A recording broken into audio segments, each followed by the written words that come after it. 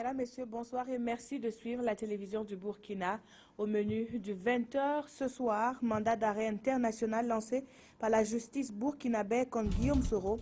La nouvelle est tombée en début d'après-midi ce 15 janvier. La justice burkinabé veut entendre l'actuel président de l'Assemblée nationale sur des faits qui lui sont reprochés dans la tentative de coup d'État le 16 septembre dernier. 21 personnes sont désormais chargées de réconcilier les Burkinabés. Elles sont les membres du Haut Conseil pour la réconciliation et l'unité nationale. L'institution a été officiellement installée ce matin à Ouagadougou. Et puis, la radio nationale ouvre ses portes au grand public. Vous êtes invités à mieux connaître ces travailleurs ainsi que leurs conditions de travail. Ce matin, une nouvelle grille de programme a été lancée pour le plaisir des auditeurs. Mais avant ce communiqué de presse, dans l'après-midi du vendredi 15 janvier 2016, aux environs de 14 h, une vingtaine d'individus non identifiés lourdement armés ont perpétré une attaque contre des gendarmes à mission commandée dans le village de Tin-Abao, localité située à une quarantaine de kilomètres de Tinakov, à 40 km aussi de Gorom-Gorom. Le bilan provisoire de cette attaque fait état de 2 morts, un gendarme et un civil, et de 2 gendarmes blessés, dont un grave. Le chef d'état-major général des armées, au nom du ministre de la Défense nationale et des anciens combattants, présente ses condoléances aux familles éplorées et souhaite un prompt rétablissement aux blessés. Les forces de défense et de sécurité ont renforcé le dispositif de contrôle de zone et procèdent à des opérations pour retrouver les 10 individus. Il est demandé aux populations de collaborer activement en signalant tout individu ou activité suspecte. Et puis, nous reviendrons en détail sur cette information avec nos équipes de la RTB2 Sahel en route pour les lieux de l'attaque. Régulièrement mis en cause dans des médias depuis la divulgation des coups téléphoniques impliquant la tentative de coup d'État à la mi-septembre, le président de l'Assemblée nationale ivoirienne est désormais visé par un mandat d'arrêt international émis par la justice burkinabé le 8 janvier dernier. De sources sécuritaires proches de l'enquête, ce mandat d'arrêt signifie que Guillaume Soro est recherché par la justice burkinabé pour être entendu sur un certain nombre de faits qui lui sont reprochés. Le mandat a été transmis à Interpol ainsi qu'au ministère des Affaires étrangères. Et à cet effet, nous recevons sur ce plateau M. Hervé Dabonné. Bonsoir. Bonsoir, madame. Monsieur Dabonné, vous êtes magistrat. Première question, un tribunal peut-il émettre un mandat d'arrêt contre un citoyen d'un autre pays? Oui, effectivement, dans le cadre de la procédure pénale, lorsqu'un pays est confronté à une instruction sur des infractions graves impliquant donc des personnes de nationalité étrangère, eh bien dans le cadre donc de la conduite de l'instruction, eh bien le juge d'instruction, qui est une personnalité qui dispose de beaucoup de pouvoirs, peut très bien donc dans le cadre de l'instruction émettre un certain nombre de mandats, parmi lesquels donc figure le mandat d'arrêt.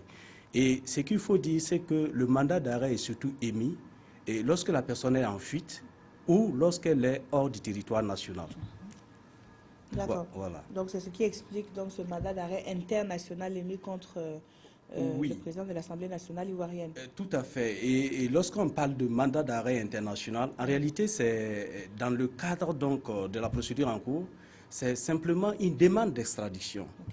Puisque le mandat d'arrêt normalement est exécutoire sur le territoire national. Donc dès lors qu'il doit s'exécuter hors du territoire, ça devient une demande d'extradition donc qui est adressée à l'autorité dans laquelle réside la personne recherchée. Et donc c'est à l'État ivoirien d'exécuter donc ce mandat-là. Tout à fait. Donc le mandat est d'abord adressé à l'État ivoirien, et là où réside actuellement donc M. Guillaume Soro, mais il peut aussi être adressé à tout autre État dans lequel le Burkina a une relation de coopération judiciaire, dans l'éventualité où la personne recherchée se retrouverait donc à l'intérieur donc de ce pays. Alors, un autre mandat d'arrêt dans une autre histoire a été émis contre l'ancien président Blaise Compaoré qui aurait été naturalisé ivoirien selon certains journaux ivoiriens. Et si l'information venait à être confirmée, Blaise Compaoré peut-il être extradé au Burkina Faso? Bon, effectivement, il y a certains journaux qui véhiculent des informations faisant état donc de naturalisation donc de l'ex-président Blaise Compaoré. Eh bien, vous savez que dans le cadre de la procédure en cours, il y a déjà une demande d'extradition également qui a été émise à l'encontre de M. Compaoré.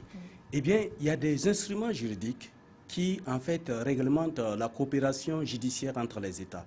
C'est-à-dire, on a un certain nombre de conventions internationales, parmi lesquelles, en ce qui nous concerne ici, la plus pertinente est la convention de la CEDEAO, qui a été adoptée en 1994. Et l'une des dispositions de cette convention dit qu'un État ne peut pas extrader son national. C'est-à-dire que extrader son national, en fait, c'est laissé à la discrétion de l'État. C'est-à-dire qu'on n'oblige pas un État à extrader son national, c'est à lui d'apprécier dans quelle mesure il peut extrader son national. Cependant, pour prétendre à la nationalité de l'État, il faudrait que vous ayez acquis cette nationalité bien avant la commission des faits. C'est-à-dire que si c'est après la commission des faits, eh bien, vous ne pouvez même pas revendiquer normalement les droits qui accompagnent donc cette nationalité. Voilà, et ce que je voudrais également avancer comme conséquence directe, c'est-à-dire que si l'État refuse d'extrader son national, il a l'obligation de le juger, c'est-à-dire de mettre en branle sa machine judiciaire pour, n'est-ce pas, permettre donc d'ouvrir une information sur les faits graves qui sont reprochés donc à son national. Donc cela suppose une coopération vive entre les États donc, qui sont impliqués. Mais Guillaume Soro, on le sait, c'est le président de l'Assemblée nationale ivoirienne. Alors il occupe un grand poste dans ce pays, mais il dispose également d'une immunité parlementaire. Est-ce que la Côte d'Ivoire pourrait éventuellement ouvrir un dossier justement pour juger Guillaume Soro, auquel cas il n'accepterait pas de l'extrader? Effectivement, ce que vous venez de relever est fondamental parce que M. Guillaume Soro est le président de l'Assemblée nationale de Côte d'Ivoire. À ce titre, donc, il bénéficie d'une immunité juridictionnelle. C'est-à-dire que même en Côte d'Ivoire, une procédure classique ne peut pas conduire M. Guillaume Soro devant les juridictions nationales. À plus forte raison devant une juridiction internationale par voie d'extradition. C'est dire que le problème est assez complexe et il n'est pas évident que la Côte d'Ivoire puisse effectivement accepter d'ouvrir même une information contre M. Guillaume Soro, compte tenu de son immunité. Et dans ce cas, que ferait donc la justice militaire qui a besoin de l'entendre par rapport à cette affaire de putsch? La justice militaire burkinabé a fait son travail, parce que dans le cadre de l'instruction du dossier, il revenait à la justice burkinabé de pouvoir entendre toutes les personnes qui sont impliquées pour les infractions qui sont actuellement en instruction. Donc la justice burkinabé a le devoir de convoquer, d'inviter les personnes impliquées à venir répondre. Si maintenant une personne n'obéissait pas à cette requête, la justice burkinabé est libre de passer outre, c'est-à-dire de procéder donc au jugement de l'affaire, quitte à ce que la personne puisse encore faire l'objet d'un autre mandat d'arrêt, et si le jugement était définitif. Alors, docteur Dabonné, est-ce que ce mandat d'arrêt contre le président de l'Assemblée nationale ivoirienne ne va pas brouiller les relations entre Abidjan et Ouagadougou? Et bien naturellement, dans ce genre de situation, c'est un peu délicat parce que compte tenu de la nature de l'affaire et également compte tenu des personnalités en cause, il est fort à craindre que cet nouvel épisode du coup d'État, effectivement, n'entraîne des brouillards dans les relations entre le Burkina et la Côte d'Ivoire. Mais ce qui est intéressant de noter, c'est que le Burkina n'a fait qu'appliquer des instruments internationaux qui l'habilitent effectivement à recourir à cette procédure dès lors qu'il y a des infractions graves. Donc, vous savez qu'en l'espèce, l'infraction ici reprochée, c'est un crime contre la sûreté de l'État. Donc, le Burkina est en voie, normalement et légalement, de demander donc des comptes à tous ceux qui ont porté atteinte à son ordre juridique. Merci beaucoup, docteur Hervé Dabonné. Je rappelle que vous êtes magistrat et vous étiez avec nous pour répondre à quelques questions donc, sur le mandat d'arrêt international lancé depuis le 8 janvier par la justice militaire burkinabé à l'encontre de Guillaume Soro. Nous poursuivons ce journal avec la mise en place du Haut Conseil pour la réconciliation et l'unité nationale. Il est composé de 21 membres et a la lourde tâche de réconcilier les Burkinabés en donnant suite aux dossiers déjà enregistrés, 5000 au total. Ce Haut Conseil devra également se pencher sur les 1960 cas de crimes économiques et de crimes de sang non encore élucidés. Yacouba Gamene, Drissa Serré. Le président du Faso l'a clairement dit lors de son investiture, le chantier de la réconciliation nationale fait partie de ses priorités. Il souhaite faire de cette fondation le socle sur lequel sera bâtie la nation burkinabé, une nation forte et résistante à toute épreuve. La cheville ouvrière de cette entreprise sera le Haut Conseil pour la réconciliation et l'unité nationale. Il a pour mission de traiter les crimes économiques et les crimes de sang. Plus de 5000 dossiers enregistrés de 1960 à 2015. Le président apporte son soutien aux 21 membres du Haut Conseil pour la réconciliation et l'unité nationale. Quand on connaît l'histoire de Burkina Faso depuis 1960 à nos jours, il est évident qu'il faut que nous trouvions une solution à tous les crimes économiques et à tous les crimes de sang qui ont jalonné notre histoire, de manière à avoir le regard tourné vers l'avenir. Nous ne pouvons pas continuer à traîner, comme on dirait, des boulets aux pieds, et c'est pourquoi ce Haut Conseil a eu pour tâche de reprendre les plus de 5000 dossiers qu'ils ont avec eux, de les examiner et de voir comment nous pouvons réconcilier les Burkinabés avec leur histoire. C'est donc dire toute l'importance que le président du Faso accordera au processus de réconciliation nationale durant son mandat, un mandat qu'il entend placer sous le sceau de la vérité, de la justice et du pardon. Au regard de l'ampleur de la tâche qui les attend, établir la vérité, évaluer les préjudices, indemniser les victimes et les ayants droit, les membres du Haut Conseil pour la réconciliation et l'unité nationale comptent sur l'accompagnement des autorités. Donc cet ensemble de nouveau, je pense que il faut que les hommes en qui et les femmes en qui l'État a mis sa confiance et tous les Burkinabés s'asseyent et qu'ils travaillent ensemble d'arrache-pied mais dans la main pour que le travail se fasse convenablement. Le Haut Conseil pour la réconciliation et l'unité nationale a un mandat de 5 ans susceptible d'être prolongé en cas de nécessité. Des coups de feu actuellement entendus sur l'avenue Kwame Nkrumah. On ne sait pas exactement ce qui se passe, mais nous avons sur place Godefroy Bazier. Bonsoir. Oui, bonsoir Peggy. Qu'est-ce qui se passe exactement sur l'avenue Kwame Nkrumah? Je suis au niveau, en tout cas, de l'intersection du ministère de la fonction publique et donc de cette banque-là qui est sur Kwame Nkrumah. Et actuellement, il y a en tout cas des fortes détonations que nous entendons du côté de l'hôtel Splendide de Ouagadougou. On me dit qu'il serait en tout cas question d'une tentative de prise d'otage au niveau de l'hôtel Splendide de Ouagadougou. Le coup de feu se succède. On ne sait pas si c'est l'échange de tirs entre les forces de sécurité et puis les soi-disant preneurs d'otages, ou bien c'est entre les preneurs d'otages et puis d'autres, en tout cas, forces de sécurité. C'est que sur parole pour moi, vous allez voir des petits groupes de personnes. On entend les détonations. Moi, je vous ai dit que je suis au niveau du ministère de la fonction publique et du travail. J'entends les détonations. Je vois qu'il y a des voitures même qui ont brûlé au niveau du Splendid Hotel. Mais sincèrement dit, je ne suis pas à quelques centimètres du lieu de l'action, donc je ne peux pas vous décrire exactement ce qui se passe. Godefroy Bazier, quels sont les types? Elles sont fortes et elles sont régulières. En tout cas, il y a des rafales d'armes automatiques. Vous entendez, voilà, vous venez d'entendre encore une rafale d'armes automatiques. Voilà, vous entendez aussi le cordé, ce qui se passe ici sur Kwame Nkrumah. Je ne peux pas dire, on dit que c'est une prise de temps qui est en cours au niveau du Splendid Hotel de Ouagadougou. Alors, on a du mal à vous entendre correctement, mais ce qu'il faut retenir, c'est qu'il y a donc des tirs d'armes de rafales automatiques au niveau de l'hôtel Splendide sur Kwame Nkrumah. Ça va donc depuis 19h30, selon les témoins qui sont là, qui regardent. Les rafales, les tirs d'armes automatiques là, ils sont entendus et les témoins me disent que ce sont les forces de sécurité qui ont encerclé l'hôtel Splendide. Voilà, j'entends encore une rafale pour vous dire que je suis en direct, voilà, vous entendez. Les gars, selon les témoins, ce sont des gens habillés en noir et qui sont donc pourchassés par les forces de sécurité. Voilà, qui vivent maintenant. Et j'entends en tout cas les rafales, les déclarations qui se précisent de plus en plus. Voilà, vous entendez, c'est dangereux. Nous sommes à l'abri, nous vous parlons en tout cas à travers donc cette voie celle de Ouagadougou où il y a en tout cas quelque chose qui se passe ici. On ne sait pas ce qui se passe exactement, mais selon des témoins, c'est une question de djihadistes qui tenteraient de prendre en otage des clients de l'hôtel Splendid de Ouagadougou. Alors, restez donc à l'abri, Godefroy Bazier. Nous allons vous revenir très prochainement pour avoir des informations complémentaires. Alors, on va continuer de parler sécurité au niveau de la police nationale qui a réussi à démanteler donc un réseau de braqueurs dans la ville de Ouagadougou.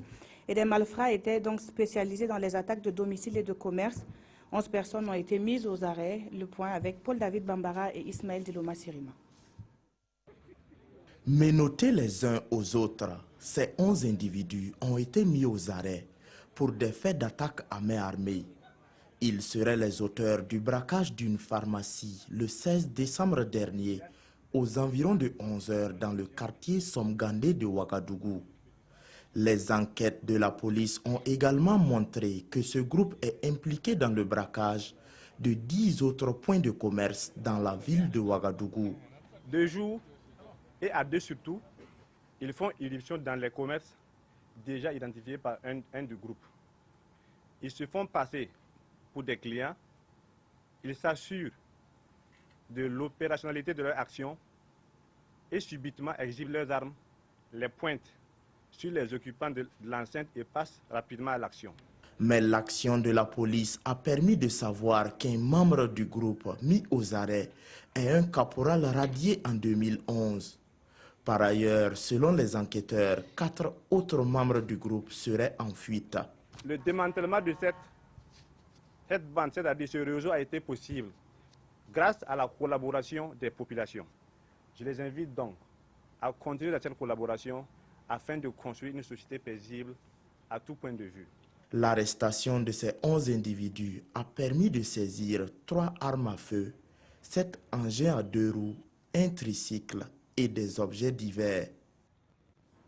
Je rappelle pour vous cette information que nous venons d'avoir avec un de nos reporters sur l'avenue Kwame Nkrumah. Des échanges de tirs sont entendus actuellement au niveau de Kwame Nkrumah, cette avenue en plein cœur de Ouagadougou, à côté donc de l'hôtel Splendide Hôtel. Nous allons rappeler notre reporter sur place pour avoir plus d'informations dans la suite de ce journal. Premières audiences officielles pour le président de l'Assemblée nationale. Les hôtes du jour, l'ambassadeur du Japon au Burkina est venu parler coopération et le contrôleur général de la SCE, Luc Marius Ibriga, aussi a été reçu. Le point de ces audiences avec Kwame Bama et Nathalie Sawadogo. Pour ces premières audiences officielles accordées par le président de l'Assemblée nationale, c'est l'ambassadeur du Japon au Burkina Faso qui a été reçu. Le diplomate japonais est venu échanger avec Salifou Diallo sur la coopération Burkina Faso-Japon. Je vais bien expliquer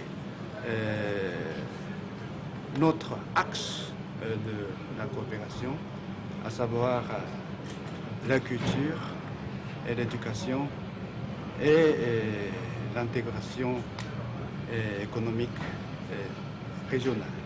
La deuxième personnalité à être reçue est le contrôleur général d'État, Luc Marius Ibriga. Il est venu remettre le rapport général annuel d'activité 2014. Le président de l'Assemblée nationale nous a conforté dans l'idée que le contrôle doit être encore plus serré et qu'il doit être assorti de sanctions. Donc il faut une célérité dans l'examen des dossiers. Pour Salifou Diallo, malgré les efforts de contrôle, beaucoup reste encore à parfaire la SCE. Il estime qu'il faut accorder une plus grande autonomie et indépendance à l'institution. En matière de lutte contre la corruption, seules les sanctions sont dissuasives. Et pour moi, le traitement des dossiers sont très lents à cause de plusieurs facteurs. D'abord, il y a que la justice elle-même est limitée dans ses moyens. Deuxièmement, il y a que la célérité de traitement des dossiers est à revoir. Il faut mettre une plus grande célérité.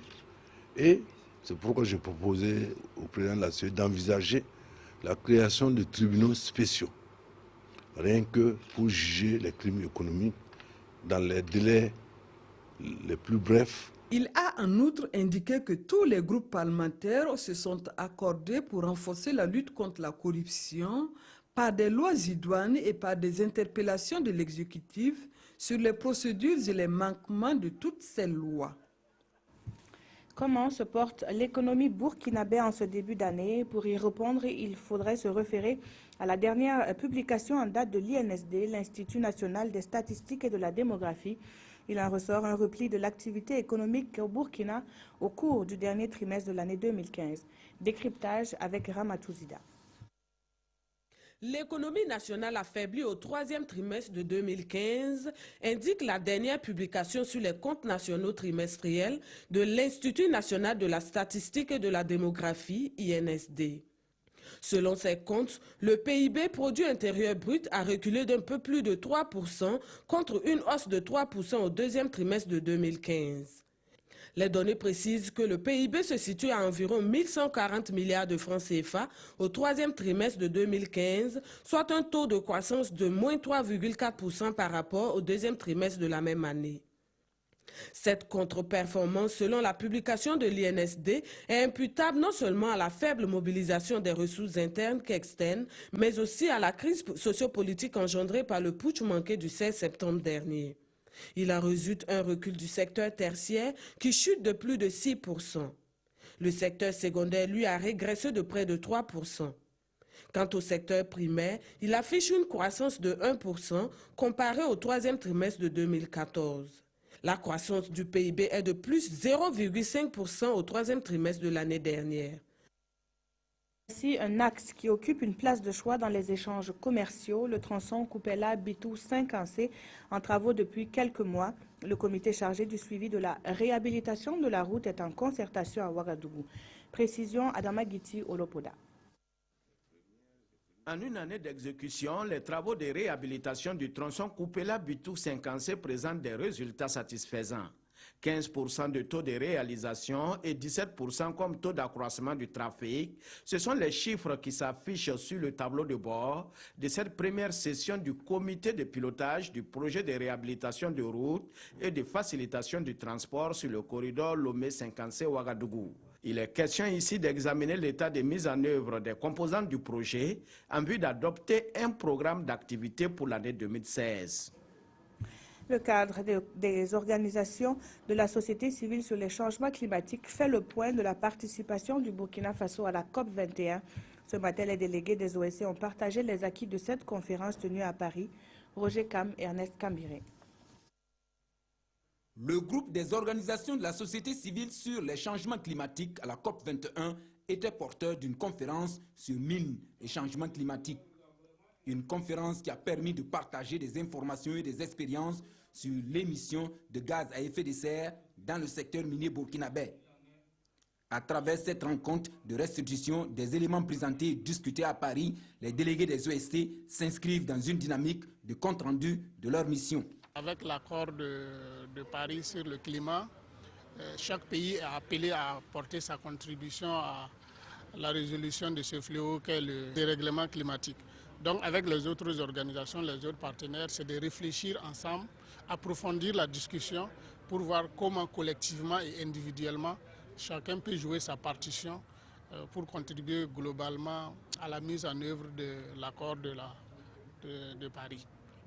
Les débats suscités autour de ces conclusions ont permis le partage d'informations et d'expériences de cette participation des OSC burkinabés à la signature de l'accord de Paris sur le climat. En santé, le réseau Accès aux médicaments essentiels établit ce constat. Les personnes vivant avec le VIH-Sida ont du mal à accéder aux soins. Plusieurs facteurs impactent sur la prise en charge de ces malades. Ils sont exposés en vue de trouver solution au cours d'une rencontre qui se tient à Ouagadougou. Précision avec Amado Ilboudo et Relwende Céline Ilboudo.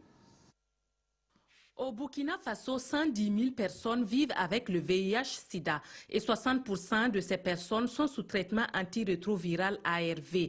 L'objectif visé à cette rencontre est de trouver des stratégies pour améliorer l'accès au traitement et à la prise en charge globale des personnes infectées par le VIH.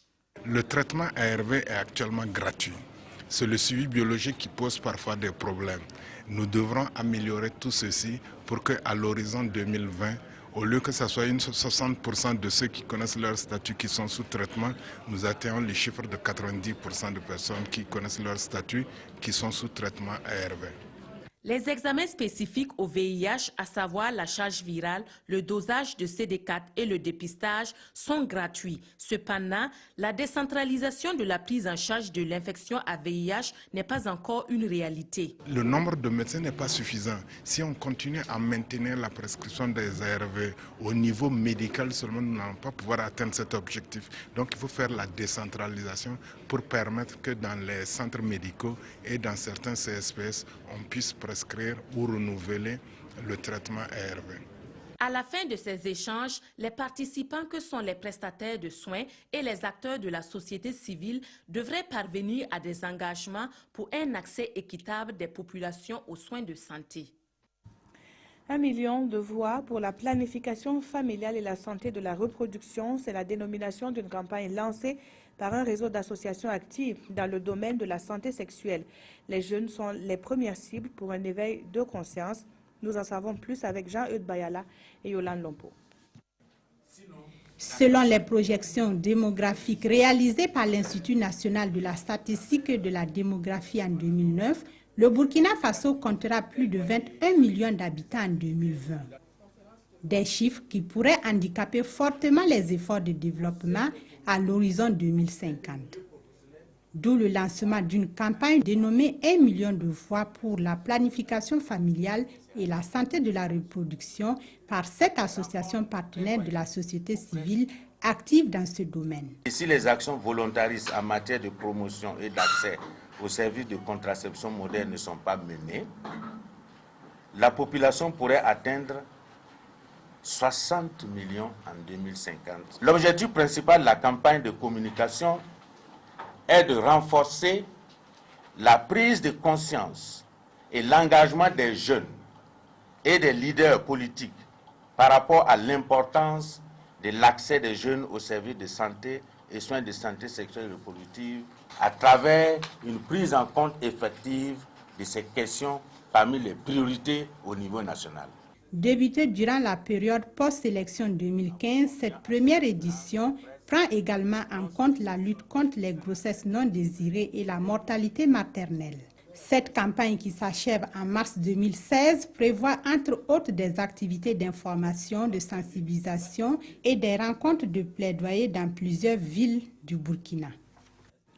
L'ambassadeur de Chine-Taïwan annonce une enveloppe de 26 milliards pour la période 2015-2016 octroyée par son pays au Burkina Faso.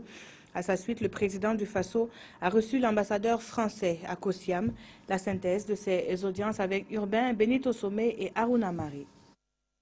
Coopération, c'est le fil conducteur de ces échanges entre le président du Faso et l'ambassadeur de Chine-Taïwan.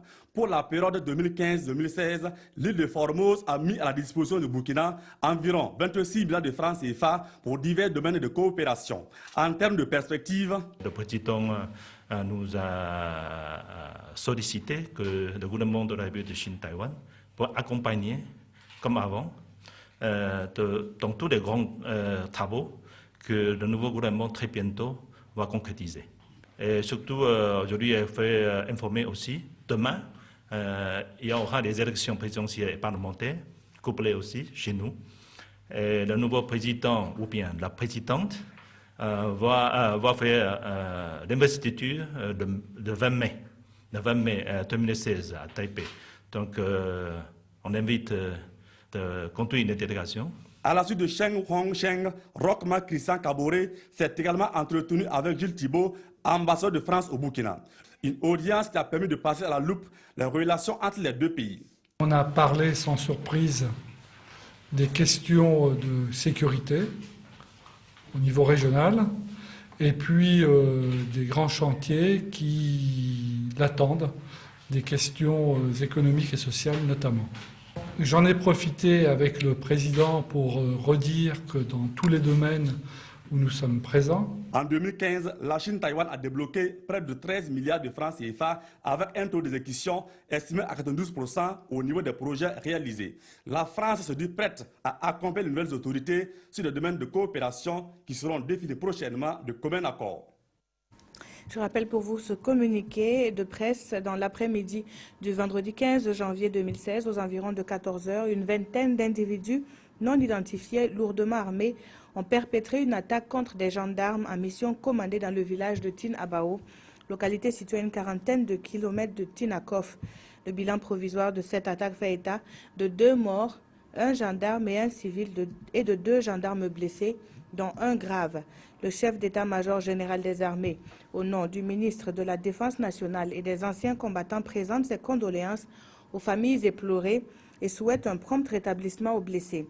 Les forces de défense et de sécurité ont renforcé le dispositif de contrôle de zone et procèdent à des opérations pour retrouver les 10 individus. Il est demandé aux populations de collaborer activement en signalant tout individu ou activité suspecte. Et puis, je vous le disais tantôt, des échanges de tirs sont actuellement en cours à Ouagadougou, en plein cœur de la ville, vers l'hôtel, le Splendide Hôtel. Nous allons essayer de rentrer en contact avec Godefroy Bazier sur place. Ce n'est pas encore possible, mais donc retenez que des échanges de tirs sont actuellement en cours sur l'avenue Kwame Nkrumah à Ouagadougou. Nous allons essayer de joindre Godefroy Bazier sur place pour plus d'informations. C'est parti pour les journées portes ouvertes de la radiodiffusion du Burkina. Il s'agit d'une halte pour faire le bilan de chemin parcouru et se fixer de nouvelles ambitions. Par exemple, la radio se dote d'une nouvelle grille de programme. Le lancement officiel est intervenu ce matin. Le point avec Nongba Kouda et Wendata Nathalie Kaouri. Dans un contexte où la concurrence est de plus en plus rude dans l'univers radiophonique, Radio Burkina veut rester une référence. D'où cette opération de charme pour présenter au public ses nouvelles ambitions. Hier, la radio Burkina était seule. Aujourd'hui, il y a au moins 150 à 200 radios au Burkina Faso. Et les auditeurs ont soif d'informations et il y a de nouveaux besoins. Et cette nouvelle grille, c'est pour redorer notre blason, nous rapprocher davantage avec ces auditeurs. Des agents bien formés et des équipements de qualité, voilà ce qu'il faut à Radio Burkina pour mieux répondre aux attentes du public. Mais près de 57 ans après sa création, Radio Burkina doit encore relever un défi majeur, celui de la couverture du territoire national. Ce que je souhaite, c'est qu'ensemble, que les autorités nous accompagnent dans l'acquisition de petits émetteurs, ne serait-ce que d'1 kilo, que nous allons essayer de placer tout autour des différentes frontières, parce que nos auditeurs sont là, il y a des activités politiques qui sont menées, mais ignorées par la grande majorité de la population. Le parrain de ces journées est celui-là même qui a dirigé Radio Burkina de 1992 à 1994. Ces mots à l'endroit des agents sont des mots de félicitations et d'encouragement. Une radio n'existe que parce qu'il y a des auditeurs. Donc de ce point de vue, je pense que c'était effectivement opportun pour l'équipe de Radio Burkina d'imaginer donc une grille qui soit à même donc de renforcer son audience. Donc de ce point de vue, c'est une initiative que je félicite. Après la cérémonie de lancement de ces journées, les auditeurs et les partenaires de Radio Burkina ont eu droit à une visite guidée. Une occasion pour eux de voir les conditions dans lesquelles travaillent les techniciens et les journalistes de cette chaîne de radio publique. La RTB parmi les meilleurs clients de Telmob, une fidélité récompensée par la société de téléphonie mobile. Ce matin, elle a offert un lot de matériel composé d'ordinateurs et de tablettes d'un montant de plus de 5 millions de francs CFA. Le compte rendu de Mamadou Dabiré et Oumou Sissé. Heureux lauréat du programme de fidélité BIAPI de Telmob, la radiodiffusion télévision du Burkina est rentrée en possession de son lot. Un lot composé de matériel informatique d'une valeur de plus de 5 millions de francs CFA. Aujourd'hui, c'est une cérémonie de remise, de conversion de points de la RTB en cadeau, que vous avez vu tantôt. Et nous nous sommes fait en tout cas le plaisir de remettre ces cadeaux, en espérant que très prochainement, la RTB reviendra pour faire d'autres conversions. Ce sont 12 ordinateurs et 5 tablettes qui viendront renforcer le pack informatique de la radiodiffusion télévision du Burkina. Nous sommes vraiment heureux de savoir que les points que nous avons pu emmagasiner tout au long de l'année ont pu être convertis en matériel informatique. C'est vraiment un soulagement pour nous. Nous en avons encore besoin de ce genre de gestes-là. Et c'est aussi l'occasion pour nous de lancer un appel à toutes les bonnes volontés de continuer d'appuyer la RTB afin qu'elle puisse être au cœur des grands événements. Le programme BIAPI de Telmob, qui veut dire Soyez heureux, est un programme de fidélité basé sur la consommation du client. Ce programme concerne tous les clients post-payés et prépayés de Telmob. Des étudiants de l'université Ouaga 1 sont aussi reconnaissants. 15 d'entre eux bénéficient d'une bourse d'études, chacun remise par la Fondation Anigoni. Le soutien d'une valeur de 6 millions de francs CFA pour permettre aux bénéficiaires d'étudier dans de meilleures conditions. Bouma Ernest Nebier, reportage. Ces étudiants de l'université Ouaga 1, professeur Joseph Kizerbo, peuvent se réjouir. Au nombre de 15, ils sont bénéficiaires de bourses octroyées par la fondation italienne Amici di Pietro Anigoni. D'un montant total de 6 millions de francs CFA, Ce soutien devra leur permettre d'étudier dans de meilleures conditions. Tout ce qui vient du cœur va droit au cœur. Donc je pense que cette bourse va nous permettre en tout cas de pouvoir faire des recherches et d'atteindre nos objectifs. Elle veut que le profit de la bourse, qu'il travaille et qu'il puisse se développer et être vraiment dans l'avenir des bâtisseurs du Burkina de demain. Pour bénéficier de ces bourses, il faut postuler, être un étudiant de l'Université Ouaga, un professeur Joseph Kizerbo et avoir une forte moyenne. Il y a des demandes dans certains UFR, mais s'ils n'ont pas les notes qu'il faut, on ne peut pas leur octroyer la bourse parce que l'accent est mis sur les mérites. Selon la vice-présidente de l'université, ces bourses seront gérées à bon escient. Donc ça fait 40 000 francs par personne. Donc trimestriellement, on fait l'État. Et c'est soumis à la signature de l'ordonnateur, en tout cas du budget de l'université, puisque c'est au niveau de l'agent comptable de l'université de Ouagadougou. La fondation Amici di Pietro Anigoni n'est pas à son premier geste. Depuis 10 ans, cette fondation apporte son soutien à l'université Ouaga et un professeur Joseph Kizerbo et chaque année, elle permet à au moins 15 étudiants de poursuivre leurs études dans de meilleures conditions. Les autorités de l'université Ouaga et un professeur Joseph Kizerbo souhaitent que cet exemple soit suivi par d'autres partenaires. En Allemagne, un élu bavarois a envoyé un autocar de réfugiés vers la chancellerie à Berlin pour protester contre la politique d'accueil d'Angela Merkel, avec 31 hommes qui ont déjà obtenu le statut de réfugié à son bord. Le véhicule a stationné près de 2 heures devant la chancellerie. Les réfugiés syriens sont arrivés à Berlin devant la chancellerie ce jeudi soir. Ils étaient partis de Bavière dans la journée à bord d'un autocar affrété par un élu de la région voulant interpeller la chancelière allemande sur sa politique d'immigration. Peter Dreyer, l'auteur de cette initiative controversée, a fait le voyage jusqu'à la capitale allemande, lui aussi. Je suis en faveur d'un traitement humain pour ces gens, pas dans des abris temporaires, des gymnases ou autres. Nous ne pouvons plus fournir d'hébergement digne à autant de gens. C'est pourquoi nous devons y mettre un frein et nous avions besoin pour cela d'un geste symbolique.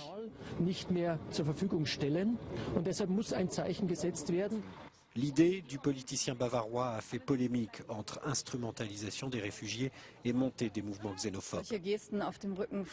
De tels gestes sur le dos de gens dans le besoin et qui cherchent à se loger est indigne et populiste, déclare Katharina Barley, secrétaire générale des sociodémocrates.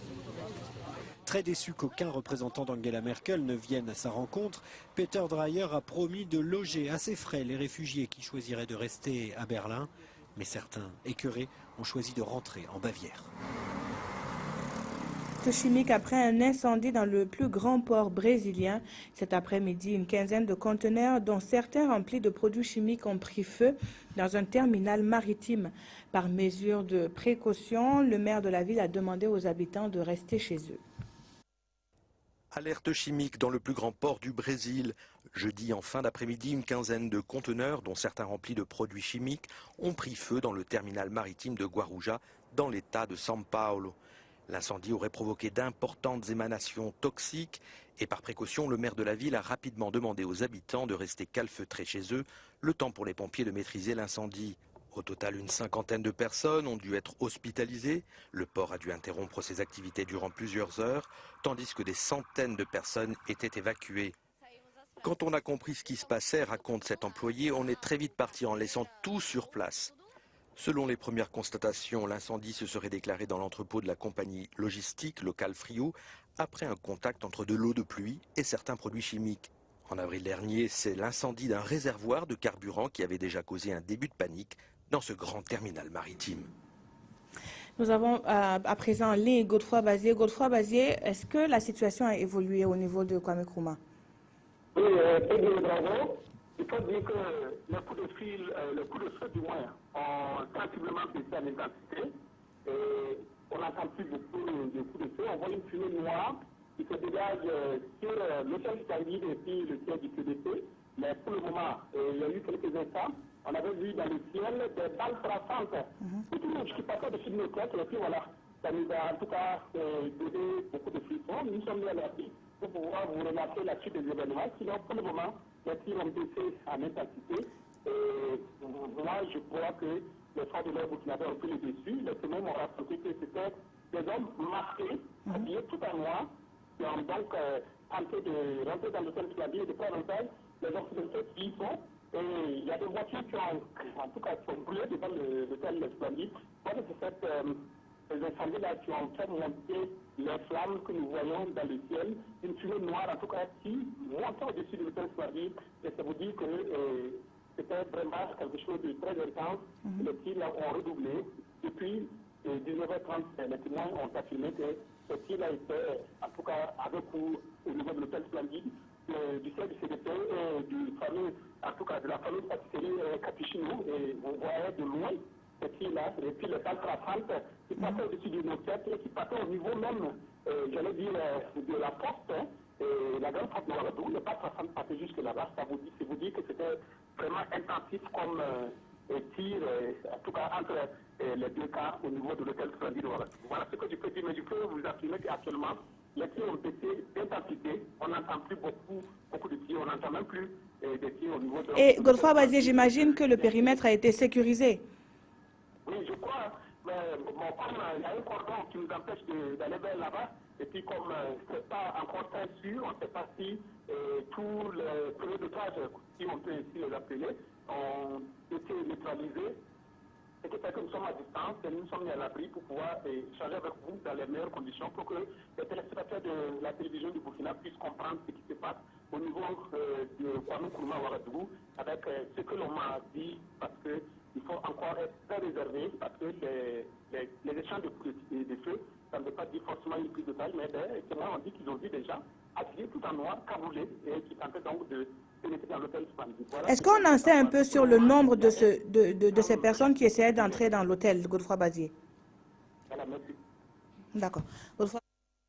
Donc, la communication est assez difficile. Vous pouvez l'imaginer, la situation qui prévaut actuellement sur l'avenue Kwame Nkrumah.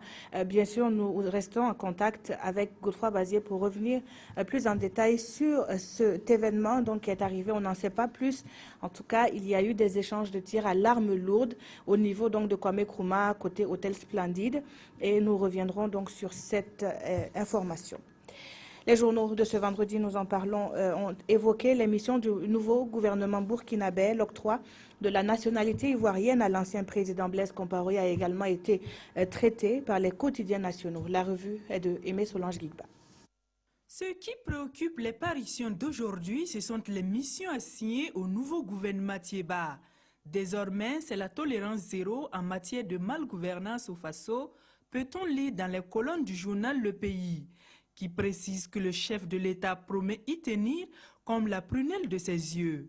Et le peuple prend acte de cette promesse, poursuit ce journal. Le ministre qui ne l'aura pas compris va échouer, renchérit l'Express du Faso, car, dit-il, le temps où on pouvait s'entourer de copains ou de coquins juste pour leur faire plaisir est à jamais révolu. Les Burkinabés veulent des résultats, autant que le président Roch Kaboré, ajoute-t-il. Ainsi, notre temps interpelle les jeunes qui sont dans le gouvernement à réussir absolument pour que la dynamique de la relève politique puisse se renforcer. Ce journal reste convaincu que s'ils réussissent, ne serait-ce qu'à 60%, ils ouvrent de fait des opportunités pour d'autres jeunes dans un contexte où ils sont taxés d'aimer la facilité. À lire également dans les colonnes des quotidiens du jour, l'octroi de la nationalité ivoirienne à l'ex-président du Faso. Blaise Compaoré, officiellement naturalisé ivoirien, nous informe aujourd'hui au Faso. Cette mesure, explique ce journal, lui aurait été recommandée par son avocat Pierre-Olivier Sûr. Selon le quotidien, il s'agit d'une précaution supplémentaire qui évite à l'ex-président du Faso, sous le coup de poursuites judiciaires, d'être rapatrié au Burkina. Rappel pour vous ce communiqué de presse dans l'après-midi du vendredi 15 janvier aux environs de 14h. Une vingtaine d'individus non identifiés lourdement armés ont perpétré une attaque contre des gendarmes à mission commandés dans le village de Tin Abao, localité située à une quarantaine de kilomètres de Tinakov.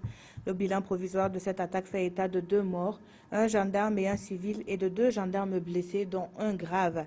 Les forces de défense et de sécurité ont renforcé le dispositif de contrôle de zone et procèdent à des opérations pour retrouver les 10 individus Il est demandé aux populations de collaborer activement en signalant tout individu et toute activité suspecte. Et puis cette information aussi des échanges de tirs depuis 19h30 à Ouagadougou sur l'avenue Kwame Nkrumah. Nous avons eu tout à l'heure notre reporter sur place qui a donc affirmé que ces échanges de tirs ont cessé, mais le périmètre reste donc bouclé. On n'en sait pas plus sur ce qui s'est passé. Plus d'informations à venir donc dans les prochaines heures. Merci d'avoir suivi ce journal. Très bonne suite de programmes sur la télévision du Burkina.